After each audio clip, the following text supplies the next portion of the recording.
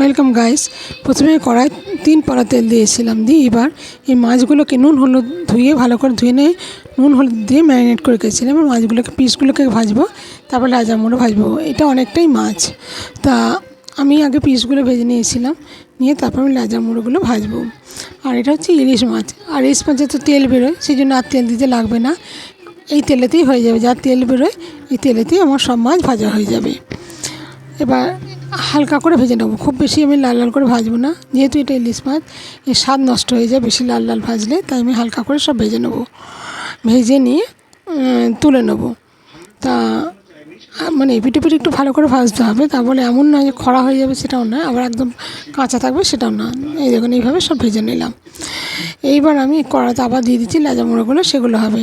এবার কড়াটাকে আমি ধুয়ে নিয়ে তারপর আমি এতে পেস্টটা প্রথমে দিয়ে দেবো। এই পেস্টটার মধ্যে হচ্ছে 2 রকম সর্ষে আর একটু পোস্ত দিয়েছিলাম, আর একটুখানি কাজু দিয়েছিলাম, একটু অন্যরকমভাবেই করেছি। আর একটা কাঁচা লঙ্কা গোটা ফেলে দিয়েছিলাম, কাঁচা লঙ্কা তো দিয়েছিলাম পেস্টেতে।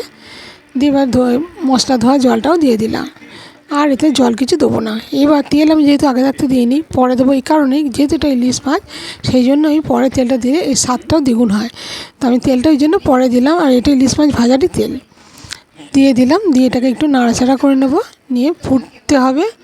ফুটলে তারপর এবার নিয়ে মাছগুলোকে দিয়ে দেবো, দিয়ে আমি কাই সমেত একটু রাখবো পাতলা পাতলা। এটা তো এই মাছে কাই দিয়ে ভাত খাওয়া হয়ে যায়, তো এটা অনবদ্য খেতেও লাগে।